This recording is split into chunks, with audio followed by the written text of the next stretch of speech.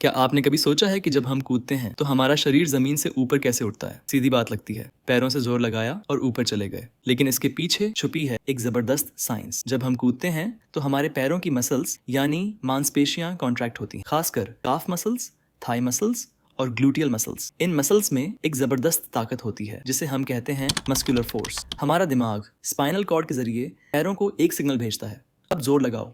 जैसे ही पैरों की मसल्स जमीन पर दबाव डालती हैं, एक और ताकत पैदा होती है, रिएक्शन फोर्स। यानी आप जमीन को जितना जोर से दबाओगे, जमीन आपको उतनी ही ताकत से ऊपर धकेलेगी। इसे न्यूटन का तीसरा नियम कहते हैं।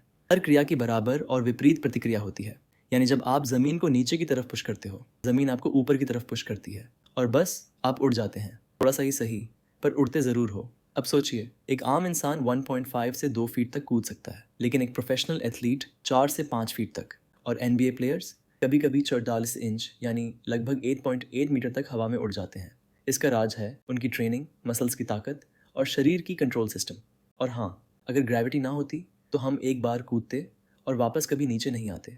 कूदना एक आसान काम लग सकता है, लेकिन इसके पीछे दिमाग, मसल्स, फिजिक्स और बैलेंस सब कुछ एक साथ काम करता है।